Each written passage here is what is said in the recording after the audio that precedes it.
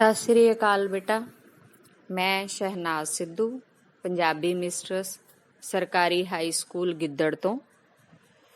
ਆਪਾਂ ਅੱਜ ਸਾਡੀ ਪਾਠ ਪੁਸਤਕ ਦੇ ਵਿੱਚ ਸ਼ਾਮਿਲ ਪਾਠ 2 ਆਪਣੇ ਆਪਣੇ ਥਾਂ ਸਾਰੇ ਚੰਗੇ, ਇਹਦੇ ਬਾਰੇ ਗੱਲ ਕਰਾਂਗੇ।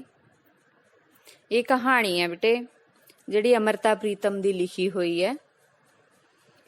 ਇਸ ਕਹਾਣੀ ਦੇ ਵਿੱਚ ਕਹਾਣੀਕਾਰ ਨੇ ਸਾਨੂੰ ਇਹ ਦੱਸਣਾ ਚਾਹਿਆ ਹੈ ਕਿ ਹਰ ਵਿਅਕਤੀ ਜਿਹੜਾ ਹੈ ਉਹਦੇ ਵਿੱਚ ਕੋਈ ਨਾ ਕੋਈ ਗੁਣ ਜ਼ਰੂਰ ਚੰਗਾ ਹੁੰਦਾ ਹੈ। ਸਾਰੇ ਗੁਣ ਕਿਸੇ ਇੱਕ ਵਿਅਕਤੀ ਦੇ ਵਿੱਚ ਨਹੀਂ ਹੋ ਸਕਦੇ। ਕੋਈ ਗੁਣ ਕਿਸੇ ਵਿਅਕਤੀ ਵਿੱਚ ਚੰਗਾ ਹੁੰਦਾ ਹੈ, ਕੋਈ ਕਿਸੇ ਦੇ ਵਿੱਚ ਚੰਗਾ ਹੁੰਦਾ ਹੈ, ਕੋਈ ਗੱਲ ਕਿਸੇ ਦੇ ਵਿੱਚ ਜ਼ਿਆਦਾ ਆਪਾਂ ਨੂੰ ਚੰਗੀ ਲੱਗਦੀ ਹੈ। ਇਸ ਕਰਕੇ ਸਾਰੇ ਹੀ ਆਪੋ ਆਪਣੀ ਥਾਂ ਤੇ ਚੰਗੇ ਹੈ।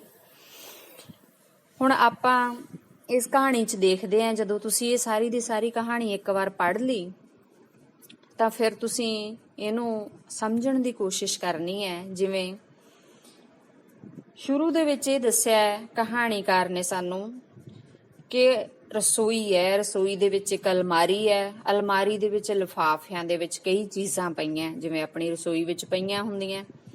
ਇੱਥੇ ਜਿਹੜੀਆਂ ਚੀਜ਼ਾਂ ਦੀ ਗੱਲ ਕੀਤੀ ਹੈ ਉਹਨਾਂ ਵਿੱਚ ਹੈ ਇਲਾਇਚੀ, ਸੌਂਫ, ਜਵੈਣ, ਅਮਚੂਰ ਤੇ ਅਨਾਰਦਾਣਾ।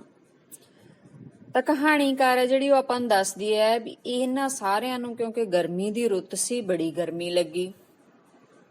ਗਰਮੀ ਲੱਗਣ ਕਰਕੇ ਸਾਰੇ ਆਪਾਂ ਆਪਣੇ ਲਿਫਾਫਿਆਂ ਦੇ ਵਿੱਚੋਂ ਬਾਹਰ ਨਿਕਲ ਕੇ ਆ ਗਏ। ਉਸ ਤੋਂ ਬਾਅਦ ਜਿਹੜਾ ਪੁਦੀਨਾ ਹੈ ਉਹ ਵੀ ਇੱਕ ਢੱਕਣ ਤੇ ਪਿਆ ਸੀ ਰਸੋਈ ਦੇ ਵਿੱਚ, ਉਹਨੂੰ ਵੀ ਉਹ ਢੱਕਣ ਗਰਮ ਲੱਗਿਆ ਤਾਂ ਉਹ ਵੀ ਆ ਕੇ ਇਹਨਾਂ ਦੇ ਵਿੱਚ ਰਲ ਗਿਆ।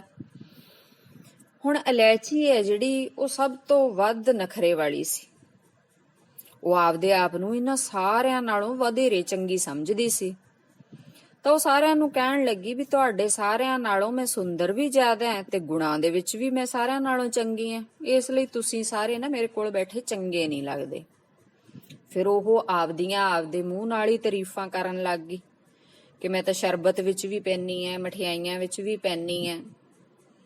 ਹੁਣ ਜਿਹੜਾ ਵਿਅਕਤੀ ਆਪਦੇ ਮੂੰਹ ਆਪਣੀ ਆਪ ਪ੍ਰਸ਼ੰਸਾ ਕਰਦਾ ਉਹ ਕਿਸੇ ਨੂੰ ਵੀ ਚੰਗਾ ਨਹੀਂ ਲੱਗਦਾ।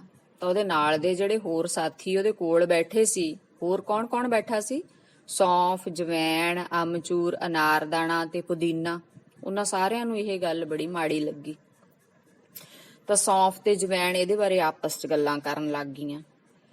ਉਹ ਸੋਚਦੀਆਂ ਵੀ ਅਸੀਂ ਕਿਹੜਾ ਮਾੜੀਆਂ, ਸਾਡੇ ਵਿੱਚ ਵੀ ਕਿੰਨੇ ਗੁਣ ਐ, ਅਸੀਂ ਤਾਂ ਇੰਨੀਆਂ ਦਵਾਈਆਂ ਦੇ ਵਿੱਚ ਪੈਂਦੀਆਂ। ਵੱਡੇ ਵੱਡੇ ਵੈਦ ਹੈ ਜਿਹੜੇ ਉਹ ਸਾਡੀ ਵਰਤੋਂ ਕਰਦੇ ਆ ਦਵਾਈਆਂ ਬਣਾਉਣ ਦੇ ਲਈ। ਤੇ ਸੌਂਫ ਹੈ ਜਿਹੜੀ ਉਹਨੂੰ ਇਉਂ ਲੱਗਦਾ ਕਿ ਮੈਂ ਤਾਂ ਜਿਹੜੀ ਹੈਗੀ ਐ ਇੰਨੀ ਮਿੱਠੀ ਐ। ਤੇ ਜਵੈਣ ਹੈ ਜਿਹੜੀ ਉਹਨੂੰ ਇਉਂ ਲੱਗਦਾ ਕਿ ਜੇ ਢਿੱਡ ਦੇ ਵਿੱਚ ਪੀੜ ਹੋਵੇ ਤਾਂ ਮੇਰੀ ਵਰਤੋਂ ਹੁੰਦੀ ਹੈ।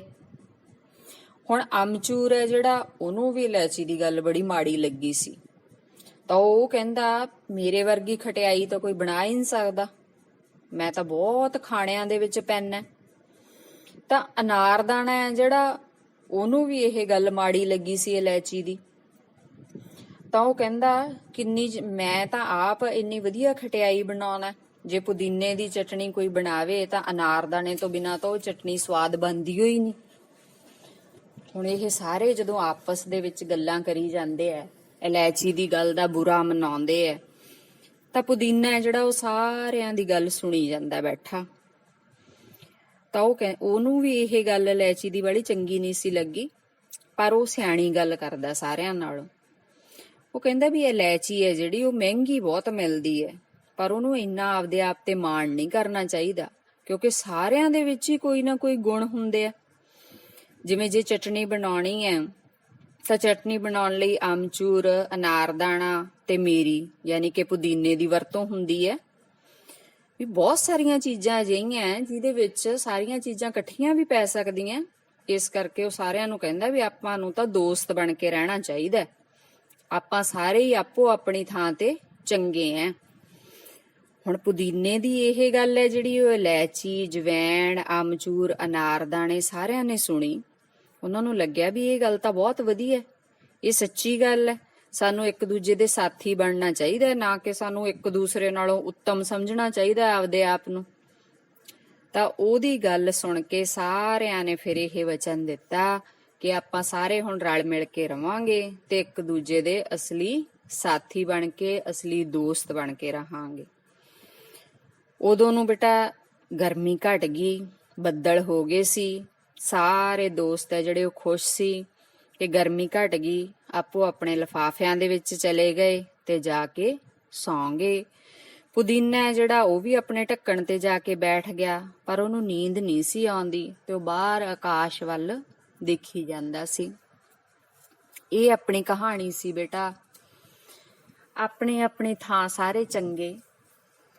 ਤਾਂ ਹੁਣ ਕੀ ਇਲਾਇਚੀ, ਪੁਦੀਨਾ, ਆਮਚੂਰ ਇਹ ਸਾਰੇ ਆਪਸ 'ਚ ਗੱਲਾਂ ਕਰ ਸਕਦੇ ਆ? ਨਹੀਂ ਕਰ ਸਕਦੇ। ਇਹਦਾ ਅਰਥ ਇਹ ਹੈ ਕਿ ਕਹਾਣੀਕਾਰ ਸਾਨੂੰ ਇਹ ਦੱਸਣਾ ਚਾਹੁੰਦੀ ਹੈ ਕਿ ਸਾਨੂੰ ਜਮਾਤ ਦੇ ਵਿੱਚ ਸਾਰਿਆਂ ਨੂੰ ਇੱਕ ਦੂਸਰੇ ਨਾਲ ਮਿਲ ਜੁਲ ਕੇ ਰਹਿਣਾ ਚਾਹੀਦਾ ਹੈ। ਕਿਸੇ ਨੂੰ ਵੀ ਆਪਦੇ ਆਪ ਨੂੰ ਦੂਸਰੇ ਦੇ ਨਾਲੋਂ ਉੱਤਮ ਨਹੀਂ ਸਮਝਣਾ ਚਾਹੀਦਾ। ਫਿਰ ਜਦੋਂ ਅਸੀਂ ਵੱਡੇ ਹੋ ਗਏ ਤਾਂ ਸਮਾਜ ਦੇ ਵਿੱਚ ਵੀ ਅਸੀਂ ਤਾਂ ਹੀ ਇੱਕ ਦੂਸਰੇ ਨਾਲ ਮਿਲ ਕੇ ਰਵਾਂਗੇ, ਕਿਉਂਕਿ ਹਰ ਇੱਕ ਦੇ ਵਿੱਚ ਕੋਈ ਨਾ ਕੋਈ ਗੁਣ ਹੈ ਜਿਹੜਾ ਉਹ ਪਰਮਾਤਮਾ ਨੇ ਜ਼ਰੂਰ ਪਾਇਆ। ਉਸ ਤੋਂ ਬਾਅਦ ਬੇਟਾ ਇਹਦਾ ਅਭਿਆਸ ਹੈ। ਅਭਿਆਸ ਦੇ ਵਿੱਚ ਪਹਿਲਾ ਪ੍ਰਸ਼ਨ ਹੈ, ਰਸੋਈ ਦੀ ਅਲਮਾਰੀ ਦੇ ਲਿਫਾਫਿਆਂ ਵਿੱਚ ਕਿਹੜੀਆਂ-ਕਿਹੜੀਆਂ ਚੀਜ਼ਾਂ ਪਈਆਂ ਸੀ? ਹੁਣ ਤੁਸੀਂ ਆਪਣੇ ਆਪ ਹੀ ਦੱਸ ਸਕਦੇ ਹੋ ਕਿਹੜੀਆਂ-ਕਿਹੜੀਆਂ ਚੀਜ਼ਾਂ ਪਈਆਂ ਸੀ। ਇਲਾਇਚੀ ਸੀ, ਸੌਂਫ, ਜਵੈਣ, ਪੁਦੀਨਾ, ਅਨਾਰਦਾਨਾ, ਅਮਚੂਰ। ਇਲਾਇਚੀ ਨੂੰ ਕਿਸ ਗੱਲ ਦਾ ਘਮੰਡ ਸੀ? ਇਲਾਇਚੀ ਨੂੰ ਲੱਗਦਾ ਸੀ ਕਿ ਮੈਂ ਸਾਰਿਆਂ ਨਾਲੋਂ ਸੋਹਣੀ ਐ ਤੇ ਸਾਰਿਆਂ ਨਾਲੋਂ ਉੱਤਮ ਐ। ਸੌਂਫ ਤੇ ਜਵੈਣ ਵਿੱਚ ਕਿਹੜੇ-ਕਿਹੜੇ ਗੁਣ ਹੁੰਦੇ ਆ? ਸੌਂਫ ਤੇ ਜਵੈਣ ਦੋਵੇਂ ਚੀਜ਼ਾਂ ਜਿਹੜੀਆਂ ਉਹ ਵੈਦ ਹਕੀਮ ਵਰਤਦੇ ਆ ਦਵਾਈਆਂ ਬਣਾਉਣ ਦੇ ਲਈ। ਅਮਚੂਰ ਕਿਸ ਕੰਮ ਆਉਂਦਾ? ਅਮਚੂਰ ਖਟਿਆਈ ਬਣਾਉਣ ਦੇ ਕੰਮ ਆਉਂਦਾ। ਅਨਾਰਦਾਨਾ ਕਿਹੜੇ ਦੇਸ਼ ਤੋਂ ਆਇਆ ਸੀ? ਅਨਾਰਦਾਨਾ ਠੰਡੇ ਮੁਲਕ ਕਸ਼ਮੀਰ ਤੋਂ ਆਇਆ ਸੀ। ਇਹਦੀ ਵਰਤੋਂ ਕਿਸ ਚੀਜ਼ ਵਿੱਚ ਹੁੰਦੀ ਹੈ? ਇਸ ਦੀ ਵਰਤੋਂ ਖਟਿਆਈ ਬਣਾਉਣ ਦੇ ਲਈ ਹੁੰਦੀ ਹੈ। ਪੁਦੀਨੇ ਦਾ ਇਲਾਇਚੀ ਤੇ ਦੂਜੀਆਂ ਚੀਜ਼ਾਂ ਬਾਰੇ ਕੀ ਵਿਚਾਰ ਸੀ? ਪੁਦੀਨੇ ਦਾ ਇਲਾਇਚੀ ਤੇ ਦੂਜੀਆਂ ਚੀਜ਼ਾਂ ਬਾਰੇ ਵਿਚਾਰ ਸੀ ਕਿ ਸਾਰੇ ਆਪੋ ਆਪਣੀ ਥਾਂ ਚੰਗੇ ਐ। ਪੁਦੀਨੇ ਨੇ ਕੀ ਗੱਲ ਕੀਤੀ ਸੀ ਤੇ ਪੁਦੀਨੇ ਦੀ ਗੱਲ ਸੁਣ ਕੇ ਸਾਰਿਆਂ ਨੇ ਕੀ ਵਚਨ ਦਿੱਤਾ? ਪੁਦੀਨੇ ਨੇ ਕਿਹਾ ਕਿ ਸਾਨੂੰ ਸਾਰਿਆਂ ਨੂੰ ਬੇਲੀ ਬਣ ਕੇ ਰਹਿਣਾ ਚਾਹੀਦਾ ਹੈ ਤੇ ਪੁਦੀਨੇ ਦੀ ਗੱਲ ਸੁਣ ਕੇ ਸਾਰਿਆਂ ਨੇ ਵਚਨ ਦਿੱਤਾ ਕਿ ਇਹ ਠੀਕ ਹੈ, ਅਸੀਂ ਸਾਰੇ ਆਪੋ ਆਪਣੀ ਜਗ੍ਹਾ ਚੰਗੇ ਆ ਤੇ ਸਾਨੂੰ ਸਾਰਿਆਂ ਨੂੰ ਦੋਸਤ ਬਣ ਕੇ ਰਹਿਣਾ ਚਾਹੀਦਾ ਹੈ। ਦੂਜਾ ਪ੍ਰਸ਼ਨ ਹੈ ਬੇਟਾ, ਹੇਠ ਲਿਖੇ ਸ਼ਬਦਾਂ ਨੂੰ ਵਾਕਾਂ ਵਿੱਚ ਵਰਤੋ। ਹੇਠਾਂ 5 ਸ਼ਬਦ ਦਿੱਤੇ ਹੋਏ ਆ। ਸਭ ਤੋਂ ਪਹਿਲਾ ਸ਼ਬਦ ਹੈ ਰਸੋਈ। ਤਾਂ ਵਾਕ ਬਣਾਉਣ ਲੱਗੇ ਆਪਾਂ ਜਿਹੜਾ ਸ਼ਬਦ ਹੈ ਉਹਨੂੰ ਵਾਕ ਦੇ ਵਿੱਚ ਜ਼ਰੂਰ ਲੈ ਕੇ ਆਉਣਾ ਹੁੰਦਾ। ਜਿਵੇਂ ਰਸੋਈ ਦਾ ਆਪਾਂ ਵਾਕ ਬਣਾ ਸਕਦੇ ਹਾਂ, ਮੇਰੇ ਮੰਮੀ ਰਸੋਈ ਵਿੱਚ ਖਾਣਾ ਬਣਾ ਰਹੇ ਹਨ। ਤਾਂ ਇਸੇ ਤਰ੍ਹਾਂ ਅੱਗੇ ਵਾਲੇ 4 ਸ਼ਬਦ ਹੈ ਜਿਹੜੇ ਉਹਨਾਂ ਦੇ ਤੁਸੀਂ ਆਪਣੇ ਆਪ ਵਾਕ ਬਣਾ ਸਕਦੇ ਹੋ, ਬਹੁਤ ਸੌਖੇ ਹੈ। ਤੀਸਰਾ ਔਖੇ ਸ਼ਬਦਾਂ ਦੇ ਅਰਥ ਹੈ। ਇਹ ਜਿਹੜੇ ਆਪਣੇ ਪਾਠ ਦੇ ਵਿੱਚ, ਆਪਣੀ ਕਹਾਣੀ ਦੇ ਵਿੱਚ ਔਖੇ ਸ਼ਬਦ ਆਏ ਹੈ ਨਾ, ਉਹਨਾਂ ਨੂੰ ਸੌਖੇ ਕਰਕੇ ਦੱਸਿਆ ਹੋਇਆ ਹੈ। ਇਹਨਾਂ ਨੂੰ ਤੁਸੀਂ ਜ਼ਰੂਰ ਪੜ੍ਹ ਲਿਓ ਇੱਥੋਂ। ਚੌਥਾ ਪ੍ਰਸ਼ਨ, ਸਹੀ ਗਲਤ ਦੀ ਚੋਣ ਕਰਨੀ ਹੈ ਆਪਾਂ ਕਿ ਜਿਹੜੇ ਹੇਠਾਂ ਵਾਕ ਦਿੱਤੇ ਉਹ ਸਹੀ ਹੈ ਕਿ ਗਲਤ ਹੈ। ਪਹਿਲਾ ਵਾਕ ਹੈ, ਸ਼ਾਮ ਵੇਲੇ ਇਲਾਇਚੀ ਨੂੰ ਬੜੀ ਗਰਮੀ ਲੱਗੀ।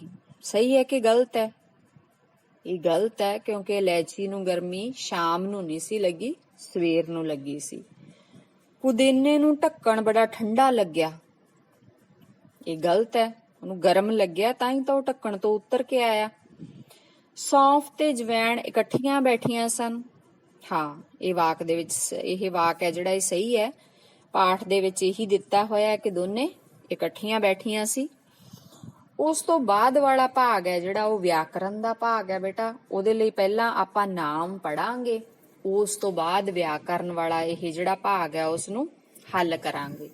ਤਾਂ ਹੁਣ ਇਹ ਸਾਰਾ ਅਭਿਆਸ ਹੈ ਜਿਹੜਾ ਇਸ ਨੂੰ ਚੰਗੀ ਤਰ੍ਹਾਂ ਨਾਲ ਪੜ੍ਹਨਾ ਹੈ, ਪਰ ਉਸ ਤੋਂ ਪਹਿਲਾਂ ਆਪਾਂ ਕਹਾਣੀ ਨੂੰ ਪੜ੍ਹਨਾ ਹੈ।